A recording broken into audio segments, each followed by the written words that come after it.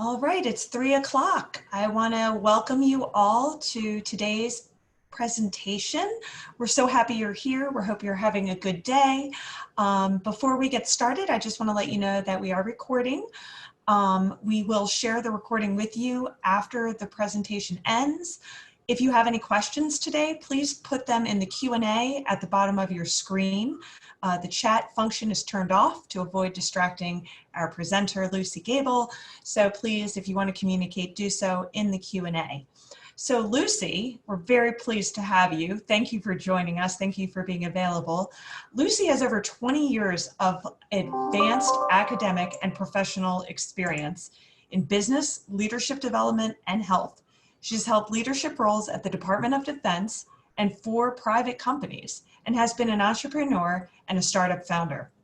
She holds a master's degree in business administration from Johns Hopkins, a master's in exercise physiology with an emphasis on genetics from the University of Maryland, 4 years of study in nutrition and dietetics at the University of Maryland, and a bachelor's degree in physical and psychological health. She specializes in teaching leaders how to be impactful, balanced, and most importantly, to model effective behavior for those they lead. In this presentation, Lucy will share what sets extraordinary leaders apart from others and identifies the critical skill set required for becoming an exceptional leader. That is, someone who has the energy and stamina to innovate, motivate, and inspire. You'll learn what it takes to thrive amidst an uncertain future and master the skills needed for Leadership 3.0. At the end of the presentation, I'm going to have Lucy pick a number, and the person who registered in that order of the numbers she picks will receive a door prize, which is a copy of her book. So with that, I would like to welcome Lucy, and I'm going to turn the program over to her. Thank you, Lucy. Oh, thanks so much, Jamie. Okay, technology. Clicking my video off so that I can be more clear. Yeah, so nice to speak to my alma mater today, and I really appreciate the opportunity. Before getting started, I just want to give a big thank you to the Hopkins medical professionals on the front lines of the pandemic every day. And it's great to have everyone here. Thank you for joining us. As Jamie mentioned, I'm a leadership optimal performance coach, and I've held leadership positions in the US Department of Defense and private companies, and I've been a startup founder. And in times in my career, I've been a leader, and I've also been a health professional, and there's been times that I've also been both together. I'm going to share my screen here, give you a little visual interest. There we go. I wrote Eat to Lead because I saw a strong need for it based on my own experiences and what peers and clients were sharing with me about how food and diet affected their lives. Many people are struggling with food choices right now, and I really think that this book can help. While writing, of course, I was reviewing the literature in both nutrition and leadership to make sure I was up to date with information in the book. And both leadership and nutrition have been having big breakthroughs in the recent years, and our knowledge in both areas is evolving faster now than ever before. You may be aware of the breakthroughs in nutrition science in terms of the gut microbiome, genetics, and also how food affects our brain. This has created entirely new areas of research and a new view on what it means to eat healthily. And there's also much research on leadership, and it's also having its own breakthroughs. For example, there are different expectations of our leaders today, certainly different from 50 to 75 years ago, and even different from 10 to 20 years ago. The way we want our leaders to behave and communicate and work with us is different, and people have different ideas now about what kind of person they want to follow. Luckily for us, research has helped us to define better what these qualities are. Research also tells us what kinds of leaders lead their groups and organizations to the greatest success. Unfortunately, these leaders and the kinds of leaders that people want to follow are one and the same. Most likely, COVID-19 will have an impact on our expectations of leadership as well, and that's yet to be seen. Regardless of what changes occur, people who understand what it takes to be a good leader today and incorporate it into practice will be the people who usher in our new, positive, and thriving future. Will that be you? I hope so. And even if you're not a leader in your career, it's always good to learn more about yourself and improve your leadership abilities. In fact, it's beneficial for everyone if you do, because leadership is ultimately about how we relate to and influence people. And we can always get better at that because no one's ever perfect, right? So I'd like to first delve into the leadership area, and then I'll talk about nutrition and how that fits into it all. And I also have a gift for you at the end, so I hope you stick around to find out what it is. To be clear, the kind of leader I'm speaking of is someone that others want to follow, not a leader in industry, not someone with a title or a position, and not someone who accidentally rises to fame. I'm speaking of people who want to lead others for a reason, and they want to be good at it. That being said, do you see yourself as a leader? Remember, we can be leaders in many ways and places: work, social situations, family, and we absolutely need to be leaders for ourselves. The good news is, contrary to common belief, we don't have to be born leaders. In fact, most people aren't. Zenger Folkman, a leadership development company, found through their database of over 1.5 million leadership assessments that the best leaders are simply those who are willing to work on themselves and learn to be better at it. But only 10% of people in leadership roles actually do that regularly. What that says is, you can work your way up to being a great leader just by investing a little time and energy in yourself. Through my leadership experience, I've come up with a model of 3 versions of leadership through my experience as well as my research, actually. And for simplicity, I've named them 1, 2, and 3. So these versions could stand alone and represent different styles of leadership. They can also represent phases that people pass through as they grow in leadership, like beginning, intermediate, and advanced. But this model works best when these versions are integrated, like an app on your phone or your computer. For example, we don't leave the first version behind when we update an app. Rather, we add better qualities to it with the next version. We may throw out aspects that aren't working, but we keep what's working. And it's ideal to work on or improve all of these aspects at once if we can. Much like an athlete trains for their sport, they practice all of their skills together so they work in harmony when it's game time. And when we embody all of the qualities I share here, and we can become exceptional leaders and, like the best athletes, be on the top of our game. We'll also be saying goodbye to the old paradigm of leadership and things that aren't working. So I'd like to go over the versions in this model briefly. Please keep in mind that this is a cursory discussion. I can't dive too deeply because we only have so much time, but I'll be touching on what I think are some of the most important aspects to talk about today.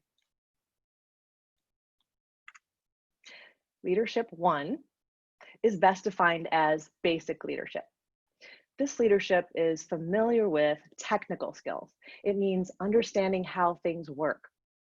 It can be a technical understanding of a product that a group or a company works on. It's also about how the group or company runs, the procedures and the processes and the rules and the culture. And it's about making plans for events and goals to be achieved by a given time. For a long time, this was entirely what was expected from leaders. We call them leaders because they're the people who made the rules and set the standards and enforced them. In the early times, these were kings and priests and landowners. And in the 1800s, with the rise of factories, these were our business leaders. This kind of leadership is often also a self-reliant kind of leadership, making decisions without others' input.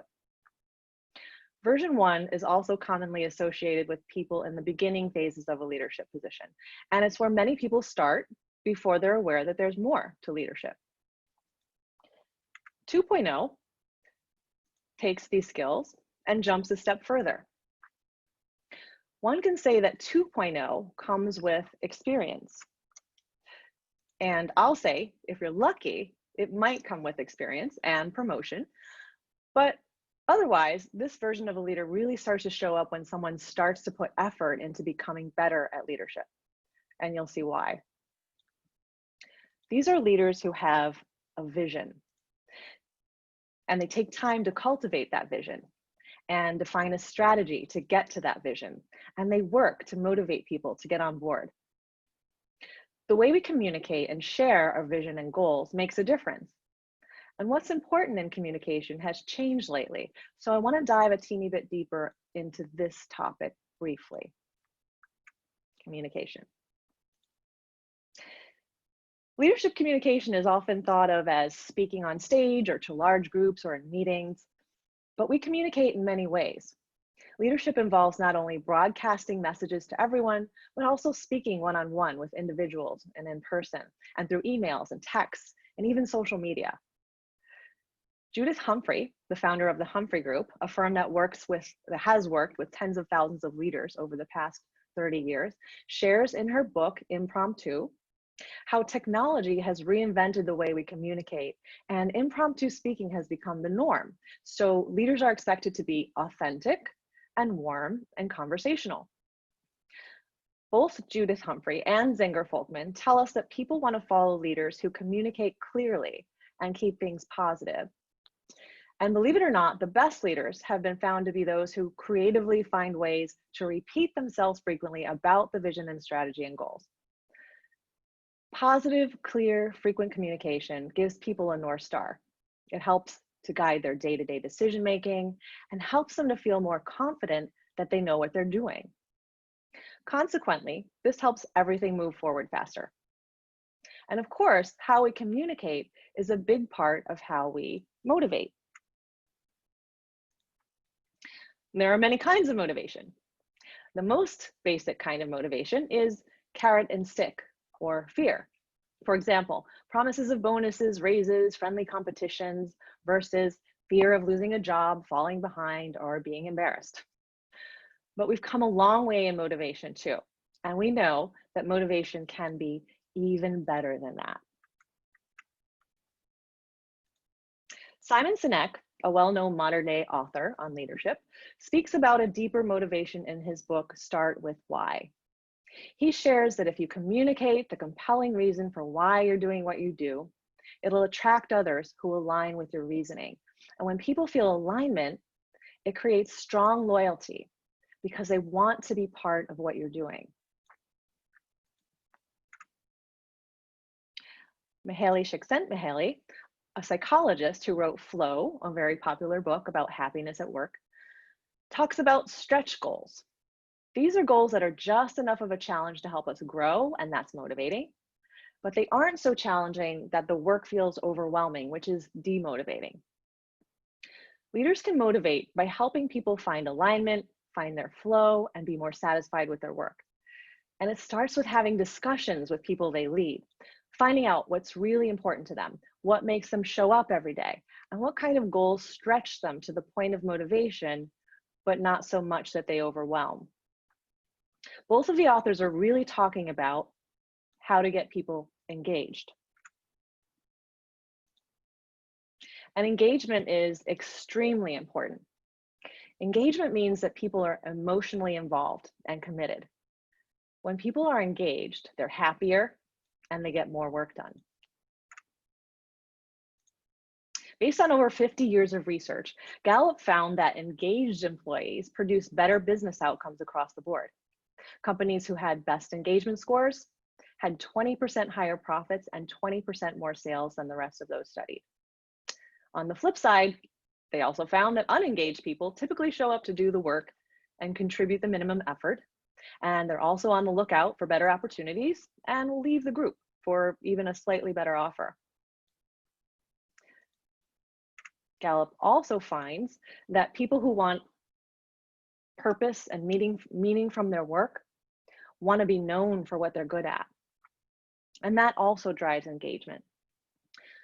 A leader can empower people to be engaged by allowing them to contribute to the team through their unique gifts and help them into positions where they excel and find meaning. All of this fosters the most powerful motivation of all, which is intrinsic motivation. It's powerful because this is when people are motivated from within rather than from what's happening on the outside. So the best of 2.0 leaders have a vision and a strategy, and they're motivating people to get on board. And they're getting people intrinsically motivated by helping them identify how their values align with what they're doing, feel like they have something to contribute, and get into the flow. This kind of leader will move people to push forward on their own. And eventually, this leader doesn't need to be the primary source of motivation or the go-to person with all the answers. This is how a leader successfully creates a movement that continues without them needing to have their hands in the pot all the time. And the better we get at these things, the more we move towards Leadership 3.0. What I call Leadership 3.0 encompasses where leaders need to be today to really make a difference with people. This leadership includes the best parts of version 1 and 2, and there are 2 significant additional skill sets that make these leaders different. The first is that they inspire people. What's the difference between being inspiring and motivating? From my experience and research and speaking with people like yourself, I've narrowed down the attributes that are most regularly mentioned in today's conversation when it comes to describing inspiring leaders. And there are 6 that I'll present here. The first 3 you probably heard of, and you may not have heard of the second 3. We'll see. 3.0 leaders inspire because of their actions, what they do, and who they are, not only by what they say. Their vision, their strategy, their decisions, and other aspects of their leadership are driven by their values. And they stand true to their values even when it's difficult, even when no one's looking. And that's also known as integrity. Integrity is something that's easy to keep when things are flowing nicely, but more difficult to keep when the going gets tough, right? Or when the risks are high. Integrity often involves not taking the easy way out, and that can require a significant amount of energy. These leaders also have transparency, which means keeping people in the loop and honestly sharing the good and the bad, even when it comes to admitting mistakes. Transparency is a big deal in leadership because we found that people want to follow someone they can relate to. But like integrity, it definitely requires more energy and effort when things aren't going exactly as planned or expected. And you might even say it requires courage. And humility is the third attribute you've probably heard of. In the book Good to Great, Jim Collins and his team researched the data of every company that rose in status from doing just okay to beating the stock market an average of 7 times within a select 15 years and earned more than twice the average results of the world's greatest companies during those years. They found one of the common qualities held by the CEOs of these companies was humility. The definition of humility is a modest view of one's own importance. These leaders acknowledge that growth and progress came from the group effort, not just their own greatness. And as you remember, acknowledging others for their contributions brings about great motivation from the team. In their research, Collins' team found that the companies that were led to greatness by a leader with a big ego didn't hold their position of greatness after the leader left because the leader didn't prioritize the greater good. They weren't looking to build a future for people that lasted beyond their own leadership. And as I said, these first 3 attributes you've heard and read about, no doubt, but we're not seeing it as much as we need to in the real world. They're in my 3.0 version because there's work to be done here. And next, I'm going to share 3 attributes that have not been in the spotlight, but are emerging in the conversation regarding the best leaders of today and tomorrow. And the first one is speed. Zenger-Folkman reviewed over 75,000 leadership feedback forms and found that speed is a powerful predictor of whether someone is viewed as a good leader. Speed in this case means getting back to people quickly, shorter meetings, and brief but clear communication. Everything they do is faster. People actually perceive these types of leaders to be better leaders. But it's not just about perception. According to Zenger-Folkman's research, organizations with leaders like this also turn out to be more profitable and rise to success faster. And yet they emphasize that for these leaders, speed doesn't come at the cost of mindfulness. Mindfulness also means being present to what's happening in the current moment, listening attentively, and acting with intention. So there may be faster response times with these leaders, but these leaders definitely think before acting and speaking. And finally, a strong emerging attribute in conversation when it comes to exceptional leadership is leader as coach. And that's coach rather than teacher or boss. Gallup finds people want relationships with a leader who can coach them to the next level. You might wonder, what's the difference between being a coach versus a boss? Going back to intrinsic motivation, we as human adults like to be recognized for what we know. We like to be acknowledged for our accomplishments and allowed to contribute our unique strengths and points of view to the group. The coaching style of leadership recognizes individual strengths and accomplishments and guides people in finding their own answers to problems by asking questions to evoke creativity rather than offering advice immediately. Research in psychology and learning shows that when we're asked strategic questions and encouraged to think for ourselves, we're more likely to have breakthroughs. We have a much richer, deeper learning experience, and we remember our lessons better. In addition, believe it or not, when we come up with our own solutions, we're much more likely to want to follow through on them. So coaching ultimately offers greater intrinsic motivation, and it's very useful because it also helps us to avoid wasting time giving advice that might not suit or fit the individual we're advising. As you might imagine, it also strongly encourages and trains people to find their own answers instead of looking to their leader for the answers all the time. Michael Bungay-Stanier, author of many books on coaching, including The Coaching Habit, says, "The minute we think we have all the answers, we forget the questions." We don't want to forget the questions. To that end, the best coaches are excellent leaders. In fact, they spend more time listening than speaking. Of course, that comes with the nature of asking questions. We need to listen for people's why they're working with us, and how they feel aligned with our vision. We listen to find out what their strengths are. We listen to find out what motivates them. We also listen to encourage new ideas and breakthroughs, and we listen simply because we care.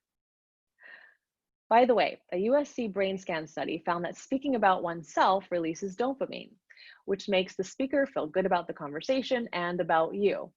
So allowing someone to talk as you listen builds a relationship that feels positive and trustworthy to the person who you're paying attention to. Now let's jump from deep in the woods back to the 30,000-foot view again. Let's be honest, when we look at just these qualities of exceptional leadership, we know they're not always easy. In fact, these qualities require us to be constantly sharp and on our toes. We're expending energy constantly. Leadership takes more energy than simply doing a job. Leaders have to have energy when others don't. They need to inspire people when they aren't inspired, and motivate people when they're not motivated. And that's why the second part of my Leadership 3.0 model is so important. But it's not frequently discussed in the leadership world right now, and yet it's a critical skill set if we want to be and stay at the top of our game. One of my colleagues, a therapist and leadership coach in Washington, D.C., said, "When I work with clients, this is what they have to have handled in order to get to the next level." Well, what is it? It's health. Our energy and leadership capacity is strongly related to our health. Let me put it this way. Have you ever tried to communicate well, or listen well, or make difficult decisions, or motivate someone else when you're really sick? It's hard. And we don't need to be technically sick in order to be compromised in our ability to work well with others. We can be suboptimal for a long time if we don't pay attention to our physical needs. And it will affect our performance and eventually come back to get us if we brush it aside for too long. I've seen this too many times with certain clients who put off their life for their career and ended up with a retirement that wasn't filled with fun and vacation, but with medication and doctor's appointments. I saw it in colleagues who set aside sleeping and eating vacation and days off. And their fatigue and stress inevitably showed up in their work and their performance, and especially their ability to work with others and be a real leader. And there's a false belief that in order to be a leader of any kind, you need to give up your life.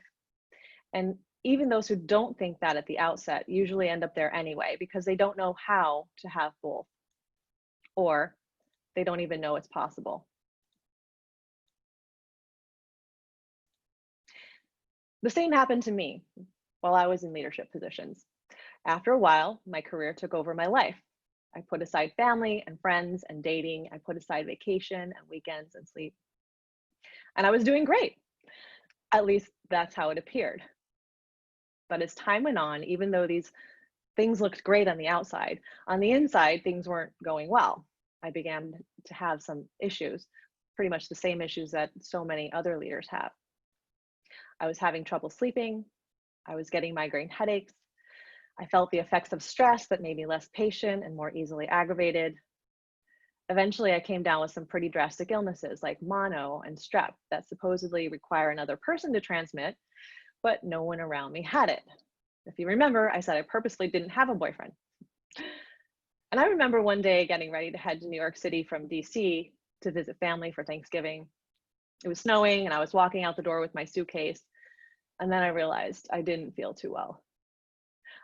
I just couldn't imagine trudging through the snowy streets with a suitcase, getting on and off the train, going to multiple people's homes all in the course of 2 days.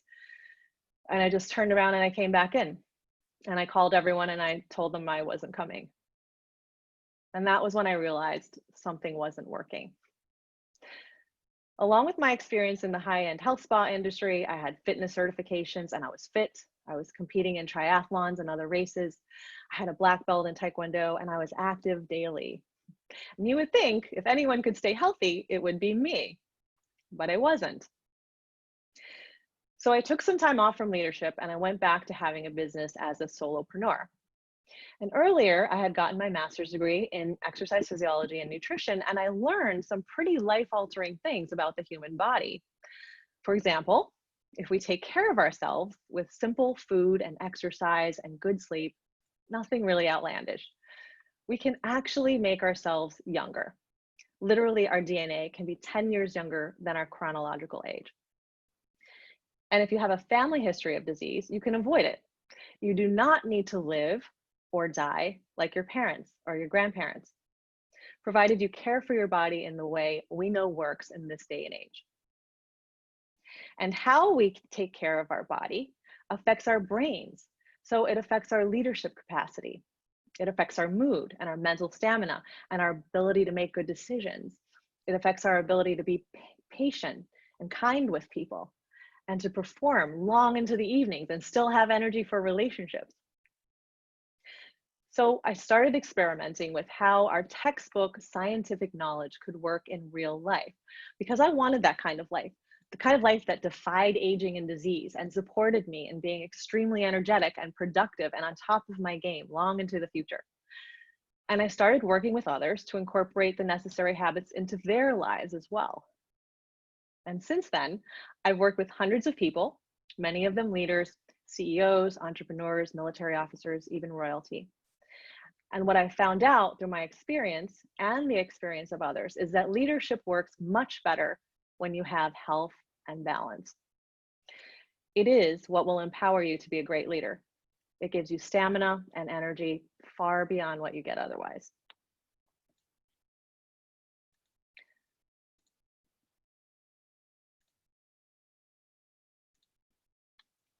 So, if you want your mind and body to run like a high performance machine, you need to treat yourself like one. Think about that and hopefully let that sink in. You may know someone who's a leader who has tremendous energy and takes care of their health. You may think they can take care of themselves because they have supernatural stamina, but I can tell you it's the other way around. They have supernatural stamina because they make time to take care of themselves. One of my clients recently told me that he eats better, he sleeps better, he's stronger in his workouts, and because of it, he makes better decisions. He makes more money, and he is a better leader.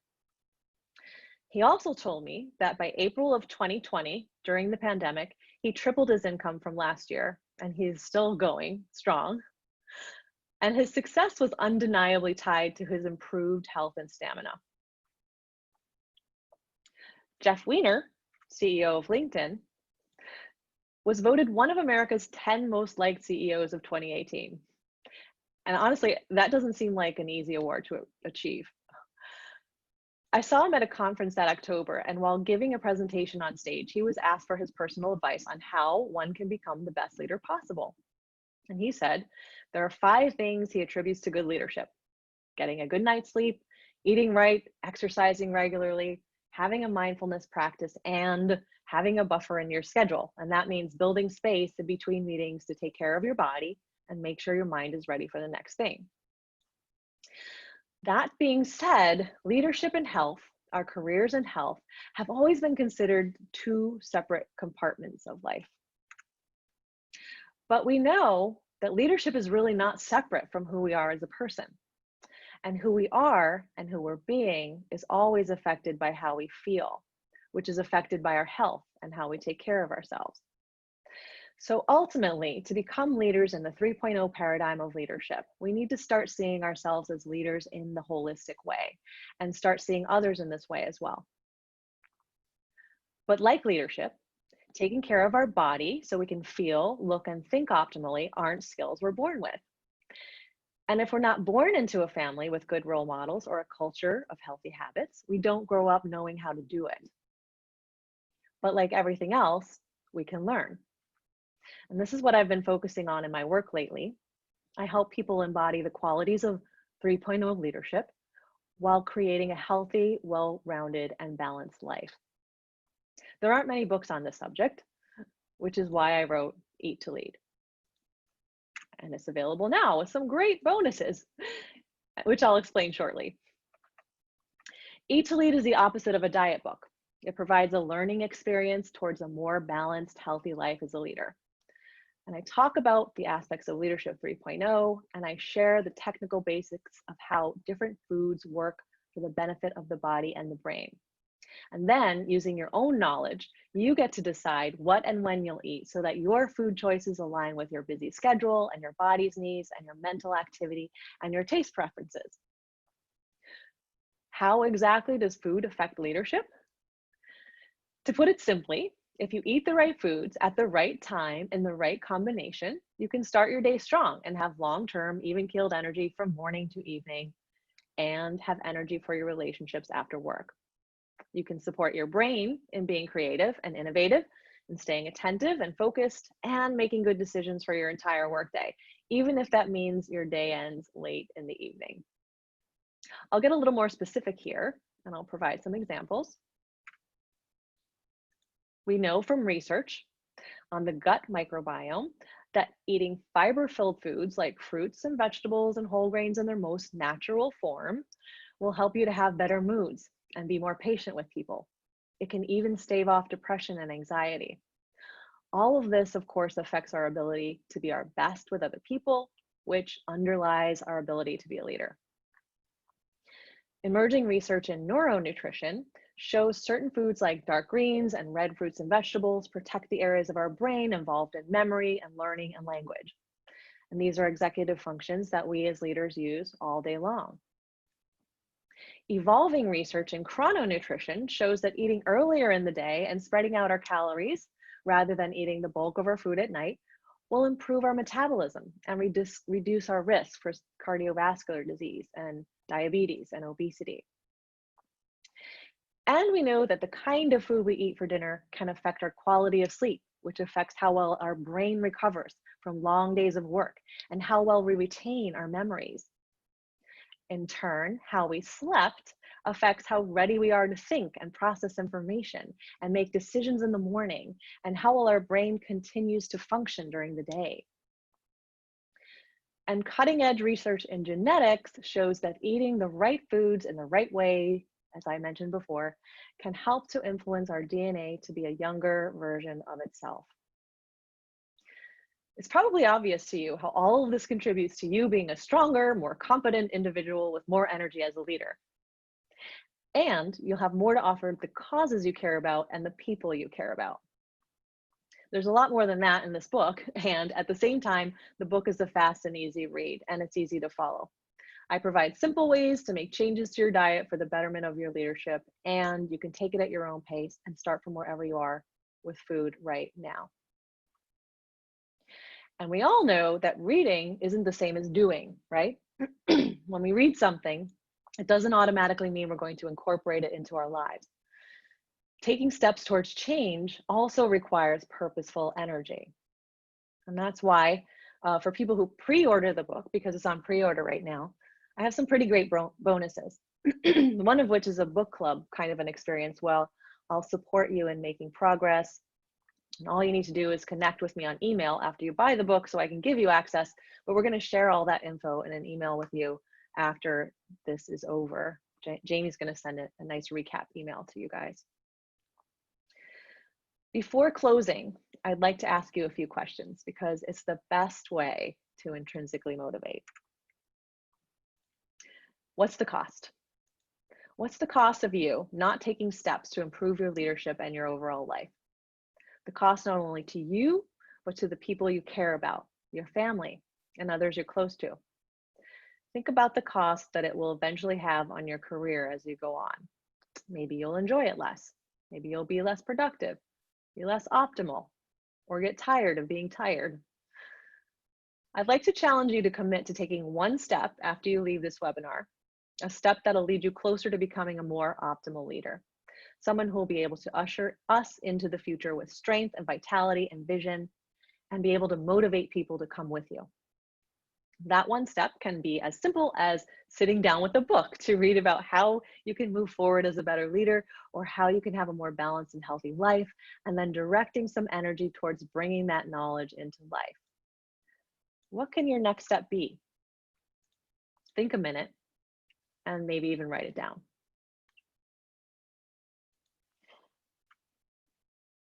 And finally, what's stopping you? Are there any beliefs that you're holding on to that are making you uncomfortable with embracing being a different kind of leader or going head to head with some of the hard stuff? This is what I work with people on now, because if you want to balance a good life with good leadership, you have to be willing to be a little different. And now is the time for change. We're more ready now for new and different leadership than ever before. So I encourage you to boldly envision yourself leading a change in an exceptional way and go for it. Become all that you know you can be, and get the support you need in all the ways you can, to include taking the best care of yourself. So my gift for you is, if you'd like my reading list for this talk, I have books that I mentioned here, but I also have several other books that support this talk. I've got a link on this slide here. It includes books and more. And that link will also be in the email that Jamie will send you afterwards, but you can take it down now. My email is here, and my book is currently on Amazon. It just arrived on Amazon. It is in pre-order, and so you can order it from Amazon. You can also order it directly from my website, which is eattolead.com, and you'll actually get it a little faster if you do it that way. With that, we're going to head over to the Q&A. Also, if you have any questions for me personally or want to send me an email, I think I mentioned my email is there too. Okay, stopping my screen share and checking out the Q&A. Thank you. Thanks for the compliment on my picture. I appreciate that.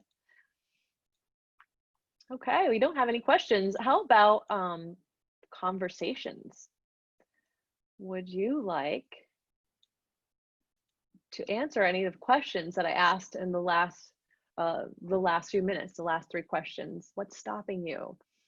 Or is there anything you're butting up against regarding being different? Because it definitely requires being different today if we want to reach those higher levels of leadership. Do you want to converse?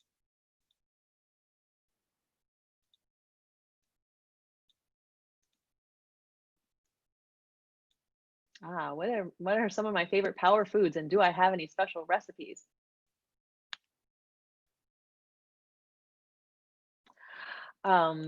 Let me think. Power foods. Oh my gosh, this is a complete secret. You have to buy the book to get that answer. They won't be what you expect. Definitely not going along with what a lot of the fads are talking about today. Why do you think health hasn't been emphasized in previous leadership models? Wow. Why do I think so? I think, well, I think it can go along with the fact that mind and body have been separated in our studies for a long time. And so why wouldn't we separate body from career, life, what we do at home from career? You know, that has traditionally been very separate as well. And we're absolutely finding that you can't truly pull them both apart. As we know, you know, something happens at home, we come to work and we do set it aside, but there's stuff lingering in our heads about something that might have happened, you know, on the way to work, etc. So it is intertwined, but especially what we eat and how we take care of ourselves is going to show up in our energy and all the things that I was talking about, our moods, our ability to think, our ability to process decisions faster. Eating and exercise and the way our body is taken care of is absolutely affecting this. Anything? Okay, I have some more questions. How do I get individuals to engage in the principles? You know, true to the coaching concept, people have to be ready to actually get to that point and want to make changes. So it's really for me not about convincing people to change because, as you know, in Maslow's hierarchy, people need to have a certain amount of background and experiences before they can get to that. There's also the there's a few psychological aspects to that. People really need to be ready before they can actually make a change. Do you see difference in the 3 versions of leadership between the sexes? That's a very interesting question.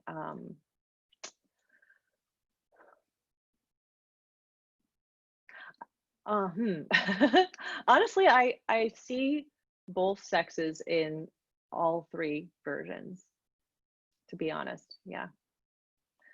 How do you encourage your colleagues or the people leading you to practice health-focused changes at work? Well, again, it starts with ourselves. It always starts with ourselves. And when we understand the importance of having this in these kind of practices in our own life, and we see the difference it makes, then we want everyone else to have this.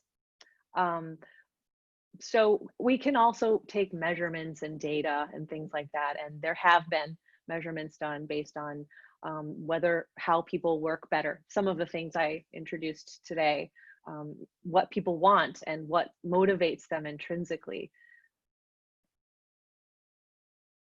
So health-focused changes are definitely helpful in intrinsic motivation, and they help people to be more attached to what they're doing with you if you're encouraging them to be their best self in all ways, in a holistic way.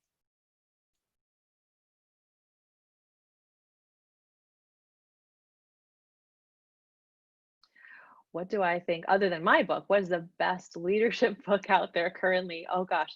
So I don't think there is one best, but I do think that some of the books I mentioned and the ones on my reading list that I'll share, those are my favorites of now. And the reason why they're favorites is because they have actionable information. So it's not just theory. You can actually read and incorporate and practice some of the ideas that they're giving. And that's my favorite, practical information, you know, things you can really take with you and use.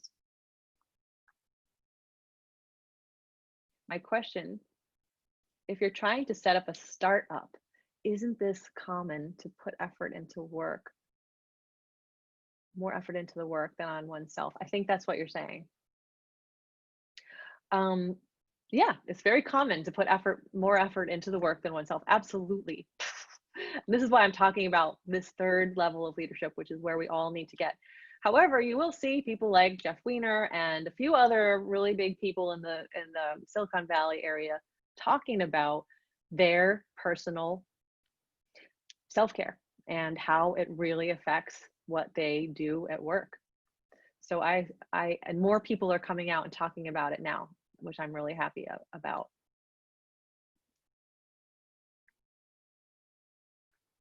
In the beginning, you said companies increase profits when they are happier. Isn't that a cause? Is that a cause or an effect? I think for sure increased profits are, well, that's a Gallup studied that. And that was their statement, really. So I would need to go and look into that more deeply, but they felt pretty confident in saying that basically it could have been relational, but these companies that had higher motivated individuals, people who were more engaged, they all saw, and it was more than just profit and more than just sales. There were many other things that they were better at than the other companies with lower engagement scores. So you have to think about that. What often stops me is the difficulty of putting myself back together after an exercise session. Therefore, I don't want to get sweaty in the middle of the day. How can I build in simpler exercise routines throughout the day? Great. Helped many clients do that, and you don't have to get too sweaty. You can still do some movement. Yoga is one of them. Pilates is another one. You can still do some movement. Some of my clients decided they were going to take a yoga mat, have the yoga mat under the desk and put it out for half an hour. You know, part of their lunchtime activity was doing a Pilates video or yoga video, you know. Of course, we won't be able to get our most difficult exercise in, and I strongly recommend we do some high intensity work and some things that really make you sweat. In the middle of the day, it won't be as easy, but the movement itself is really important. As you know, research has shown that sitting for long periods of time is its own separate health risk factor. So we have to avoid that and get up and move the body as frequently as possible during work. Based on COVID-19, we're in no control over day or hour, seems to be a moving target. Charging ahead with more change can seem overwhelming. Yeah. So the whole world is changing now, right? And it does feel like nothing is being able for us to control. And in one way, that's scary, but in another way, it's really great, because what that is an opportunity for you to stick what you want your life to be right into that big blank slate. And like I was saying, now is the time for things to emerge that are better and different, because we're all expecting that. We're expecting different. We're expecting, you know, surprising. And so why not make it better and make it something that really works for you and for the people that you're working with? Now's the time. I'm back, don't worry. How can corporate America embrace and apply the leader as coach model? Corporate America is still very dependent on hierarchical models and the philosophy of leader as boss. Is this tied to the culture? All these are just great questions. Thank you for asking. Corporate America can certainly embrace the leader as coach model, and there are places that already have. And what they're doing is they're hiring people to come in and do training and do group work, do talks like this, but this is just the start, right? People can be aware, as I was mentioning, you can be aware of something, but not be doing it. You can be very well learned in something, but not be practicing it. So it really does take a little bit more to get there. It takes practice. And what psychology shows as well is that it also takes having someone to help, like a mentor or a leader, to help guide you, someone that's been there themselves. It also takes people to be accountable to, and it takes ideally other people that are going through it with you. All these things help us to make change in our life better and easier and make it stick. So this is very possible for corporate America. Can you elaborate on managing up to those in our own organizations? Managing up. Can I elaborate? Let's see. Yes, we can be leaders in any situation is what I mentioned earlier. And so in order to we can embrace all of these things that I was talking about. First of all, have your own vision. We have a corporate vision, or we have the vision that, you know, the main person puts out, and we obviously signed up to that for some reason too, right? Know why you signed up for that. Know why you're aligned, and then know about that communication, right? So whenever we talk to people, it's most important to bring in that alignment. How is it that we match? Where is it that we see eye to eye? Start there, and then bring in why you think maybe this change, or, you know, this adjustment could be useful. That's good for managing down, and it's good for managing up.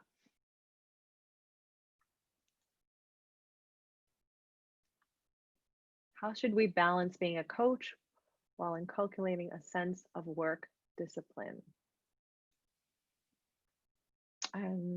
Now that I think I need you to, and Anita, I need you to elaborate on that. I'm not quite sure what the specifics of that question is. What inspires me, Lori? Thanks for the question. Really, what inspires me is exactly what I told you that I learned about what's possible for our lives through science. It's been proven that we can have such an amazing life, and we can feel healthy, and our minds can work so well for a really long time, and we can defy genetics even, you know, if we take care of ourselves right. That inspires me. And then what inspires me, I'm like everyone else. What inspires me after that is when you start taking the steps forward in this area and you see results, then you want more. And that's what inspires people in all areas, right? In our work, when we see positive results, we see we actually did something that made a difference, what I talked about earlier, or in our workout goals, or eating right, or relationships. You know, when we take that little step and we see that positive result, it's the best motivation ever. Okay, definitely the key to when you feel and take care of yourself better, we can do so much more better. But how do you convince someone else to embrace some of this? How to get someone to recognize the Maslow hierarchy to help care for the basics first. What can lead a horse to water? How to convince, especially those addicted to their computers, how to break for better health and eating. Also, with a JHU connection, a nutritionist, vegan colleague who tries to teach healthy eating classes is finding most people have doctors whose medical training doesn't emphasize diet and prevention, just treating problems after they have, often with a prescription. And what do you think of vegan diet on overall health and fitness? There was a lot in that question. And first of all, I want to thank you all for the questions. This is really wonderful, and I'm enjoying getting to know you through your questions. Right. So basically, there's also stages of change. That's another psychological model. And that's really even better at explaining, you know, when people are ready. And so it kind of like, I don't remember the specifics at this time, but it's like, you don't know what you don't know. And then there's no way to get someone to change, which is like at the top. If they don't know what they don't know, they don't even care, right? And then they might know something, but they still, that's all it is, that they know it, but there's no motivation to make a change, you know? And then there's, I know something, oh, and I'm thinking about changing. That's like the third level. And then there's, I think I want to change. So there are a few levels in there before the change occurs. And when I used to try to market, if you see anything about me on my website, or if you read about me in my book, you'll see that I had a couple of fitness companies. And when I used to try to market these companies or this information to people, I used to get so frustrated because, you know, why weren't people getting it? Why aren't they coming along with me? Why don't they understand? And until I studied the science of change, and it's really, you can't make someone move to a place that they're not ready to go to, period. So just work with the people that are ready. And I'm sure there's more questions based on that. that can go all over the place. I'm open to talking about that too. What do I think about vegan diet on overall health and fitness? It really depends on the person. And I do talk about that specifically in the book about vegan diets and other diets that are out there today, because the spectrum is wide, right? You'll hear from all different kinds of people and gurus and advertisement and marketing, etc. No, it's best to do no meat. Oh, no, it's best to do lots of meat. Oh, no, it's best to do lots of fat. Well, what's the best answer? That's what I discuss as well. Do you think it's harder or easier to implement Leadership 3.0 in the US government versus corporate America? It really depends on the leader that you're working with.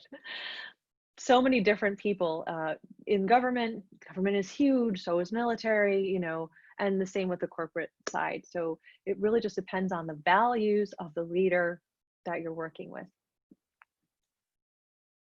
I'm wondering if I try to be a coach, I might be taken to be soft and my staff may not follow good work, discipline, and Anita. That's what I thought you might have meant. It's a balance. So as I was talking about the coaching style, coaching is asking people questions. What do you know? Because we don't know what that person that's in front of us has gone through in their life, has learned through education or experience, or, you know, we can't possibly know all of the things that are in their brain at any given time.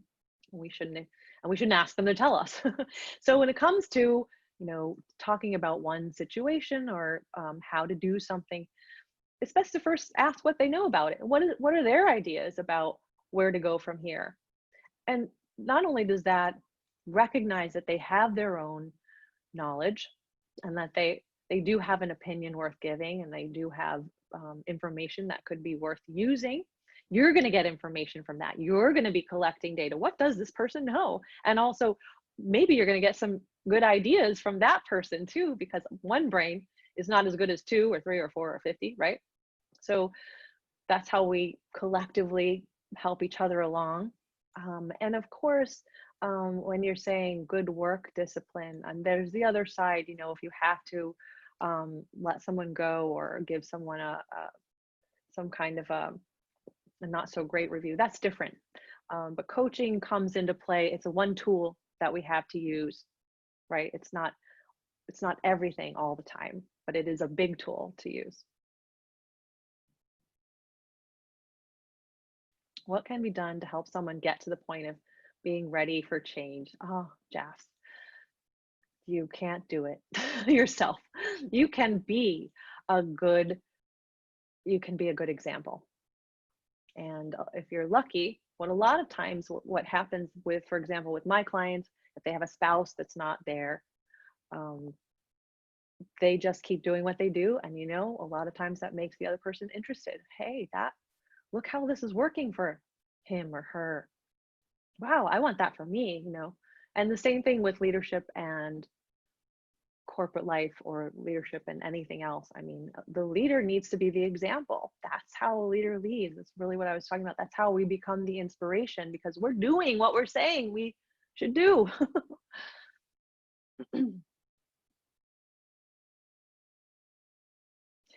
I think you were referring to stages, unconscious, incompetent, conscious, stages of change. Yes.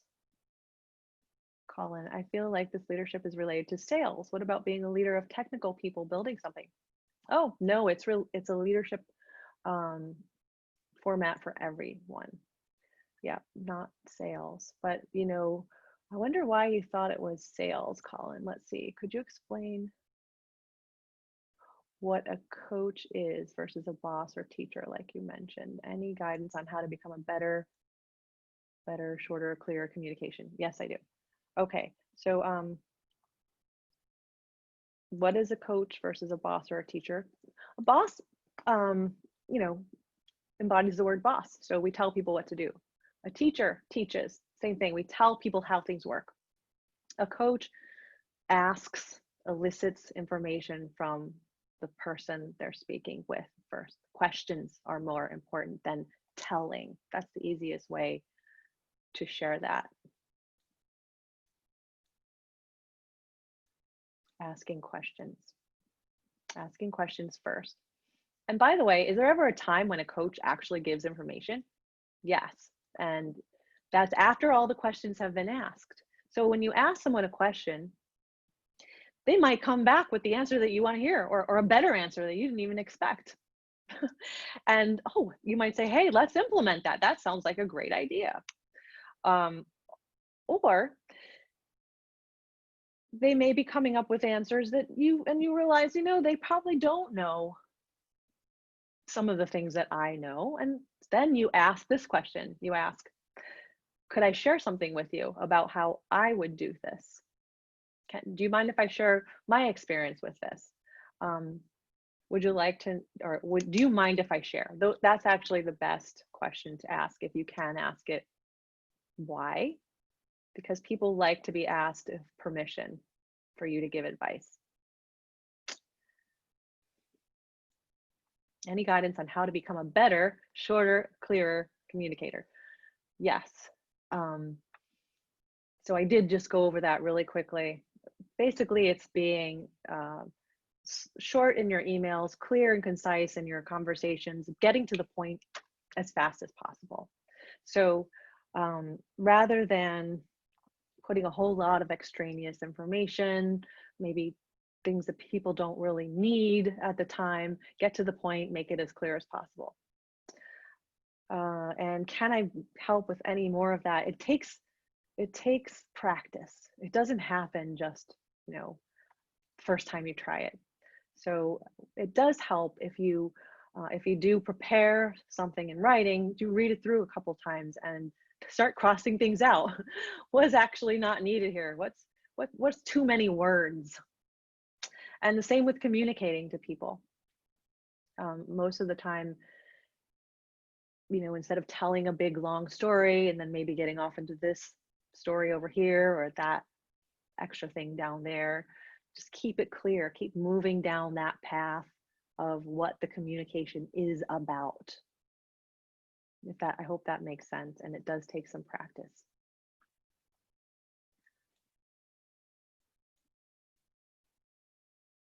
And so, that's what I was doing. I was keeping things short.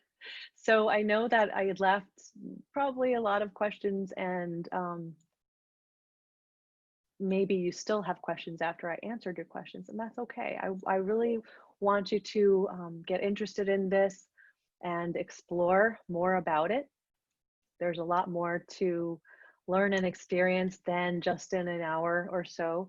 So that's my encouragement to you now. Go ahead and start investigating this, start practicing, and we only get better as we keep going. Lucy? Yeah. Hey, it's Jamie. So we're running up against time, and I just want to do our fun thing at the end where you pick a number and we pick a winner. You don't have to be present. I know some of you probably have to leave or had to leave, but give me a number between 1 and 234, and that will be the winner of your book.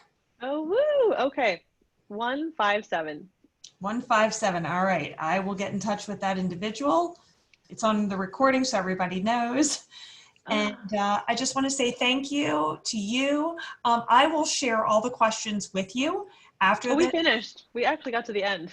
Oh, good. Oh, good. Yeah. I wasn't following that, but that's great. Yeah. You're amazing. And we appreciate everyone for attending. And I will have a follow-up email with Lucy's email, her book list, and a link where you can buy her book, Eat to Lead. So thank you again. Thanks for being a part of this. And we look forward to more events, hopefully with Lucy in the future.